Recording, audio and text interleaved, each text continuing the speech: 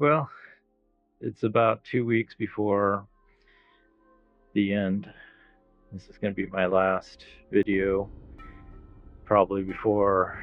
In the quiet suburb of North Bend, Washington, nestled against the Cascade Mountains, a nightmare was brewing, one that no one saw coming. The town was known for its stunning views, hiking trails, and small-town charm.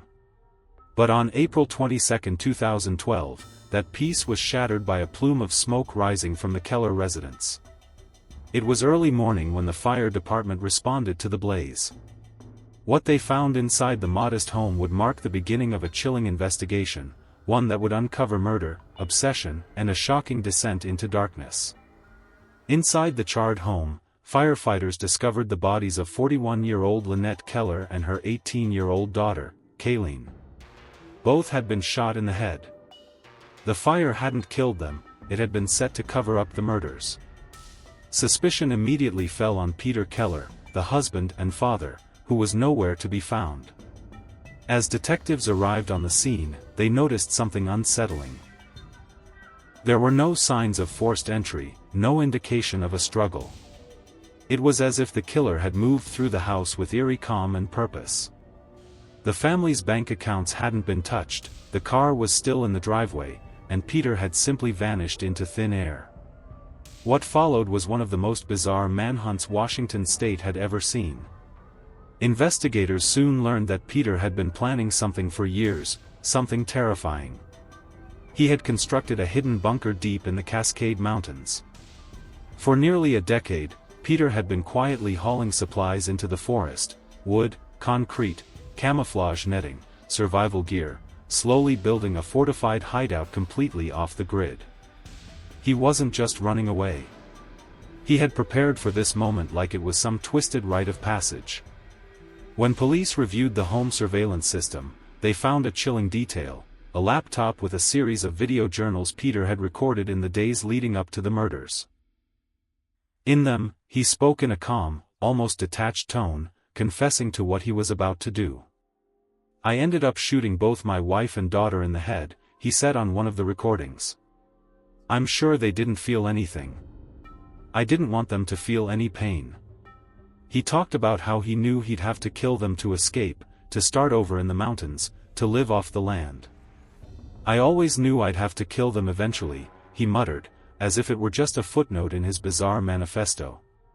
This wasn't just a crime, it was a calculated purge of his old life. Peter Keller saw himself as a survivalist, someone rejecting modern society. But in reality, he was a man running from responsibility, consumed by paranoia and delusion. What kind of person calmly films themselves discussing the murder of their own family? What kind of father chooses isolation over love?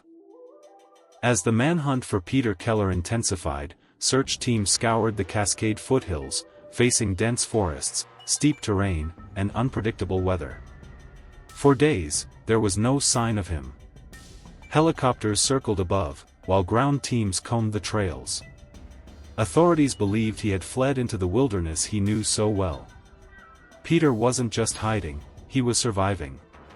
He had been preparing for this scenario for years, studying survivalist techniques, gathering supplies, and building what he believed to be the perfect refuge. The bunker he constructed was invisible to the average hiker, camouflaged beneath tree cover and hidden behind brush. It was reinforced with concrete and equipped with food, water, weapons, and even books. While search teams worked tirelessly, the public was left reeling. The story was as terrifying as it was surreal. A seemingly normal father, an IT technician, a man who lived in a quiet neighborhood, married for over 2 decades, had snapped. But had he really snapped? Or had this been building for years under the surface? Those who knew the family described them as quiet and reserved. Lynette was kind-hearted, hard-working, and deeply devoted to Kaylene, who had just turned 18 and was preparing to graduate high school. There were no visible signs of abuse. No domestic violence calls. No alarming behavior. But behind the closed doors of that North Bend home, Peter Keller was planning something horrifying.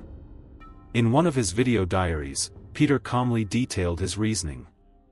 "I can't live in this world anymore," he said. "It's falling apart.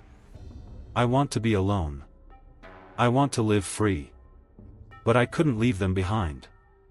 That twisted logic became his justification for murdering his wife and daughter. In his mind, he was sparing them from what he believed was the inevitable collapse of society. The apocalypse he imagined wasn't on the horizon, but Peter had convinced himself it was only a matter of time.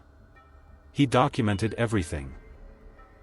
How he planned the murders, how he moved their bodies, how he set the fire, and how he escaped into the forest.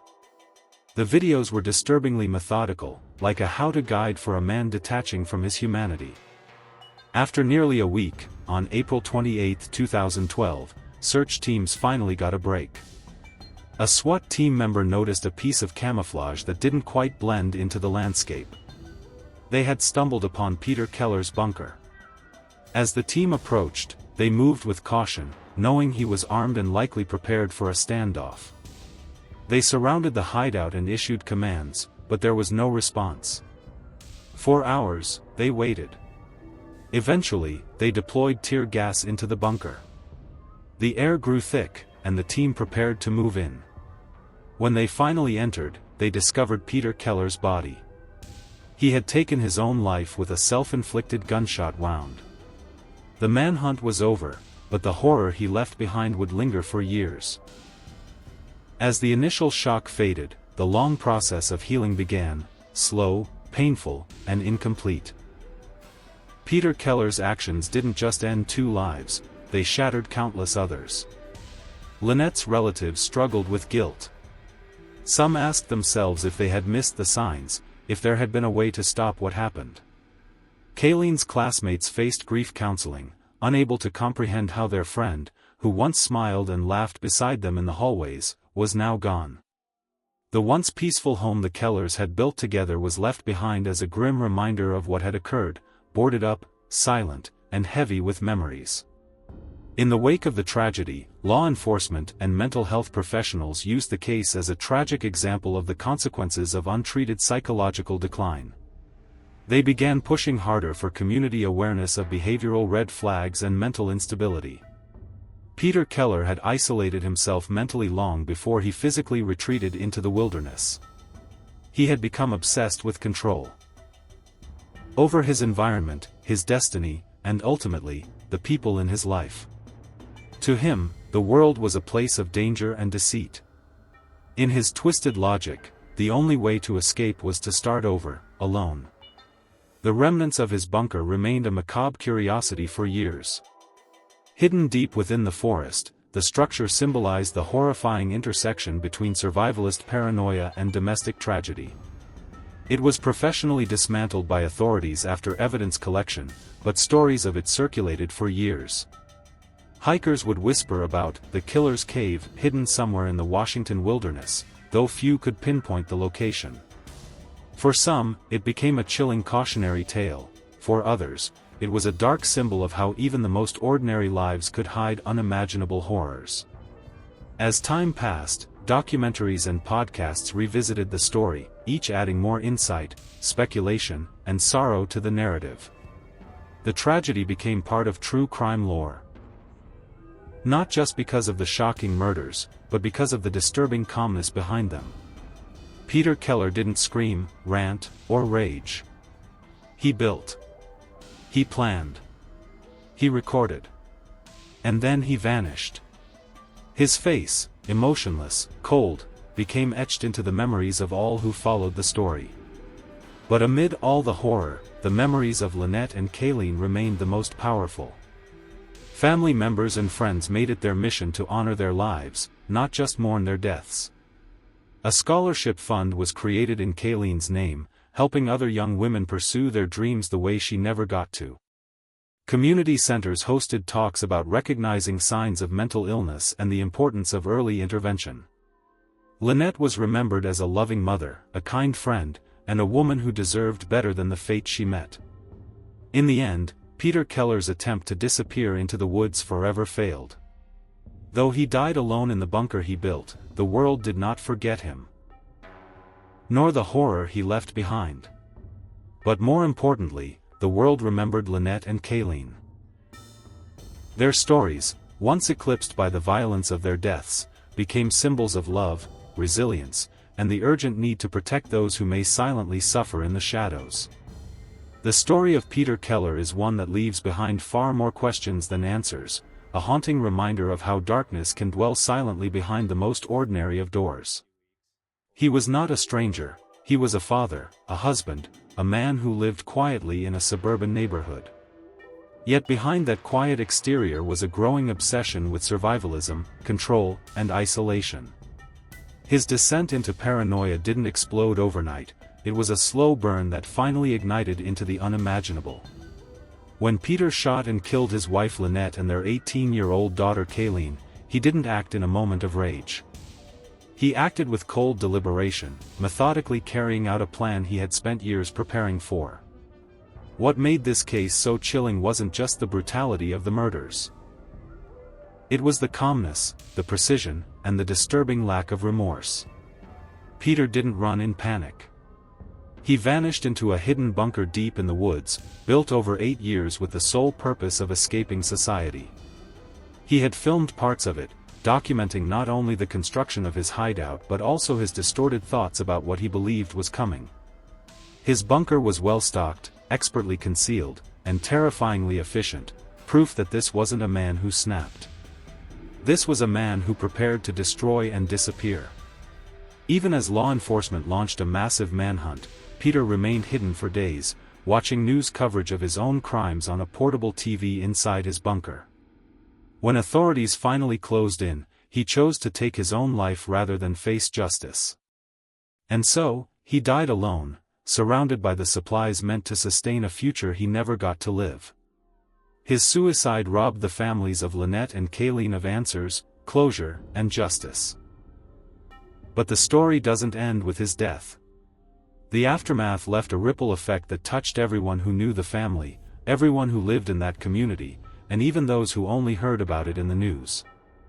Lynette's loved ones were left broken, haunted by what they didn't see, by what they couldn't stop. Kaylene's friends mourned a girl who had her entire life ahead of her, bright, joyful, and full of promise. A home that once held laughter was now a crime scene. A family that once celebrated birthdays and holidays was now reduced to headlines. Still, in the wake of tragedy, something powerful happened. The community chose to remember Lynette and Kaylene not as victims, but as people. A scholarship was started in Kaylene's name. Talks on mental health and domestic danger began to take place. And slowly, their memories became a call to action.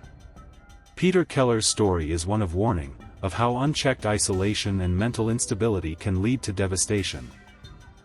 But the legacy of his victims is one of love, unity, and a resolve to never let another tragedy like this unfold unseen. And so, what began as a quiet family life ended in a bunker buried deep in the woods, sealed by bullets, betrayal, and an obsession that turned deadly. Peter Keller vanished into the shadows of his own mind long before he disappeared into that mountain. His legacy is not one of survival or rebellion. It's a chilling symbol of how darkness, when left unspoken, can rot the soul and destroy everything it touches. But Lynette and Kaylene, they are the names we remember. They are the voices that matter. This story is for them. It's for the warning signs ignored, the masks people wear, and the silence that screams louder than words. If this story made your heart pause, if it made you think twice about the people we assume we know, then don't let it fade. Share their names. Talk about the unseen dangers of isolation and untreated mental illness. Subscribe for more true crime stories that peel back the curtain on the unthinkable. And remember, behind every face is a story. Some just never get the chance to tell theirs.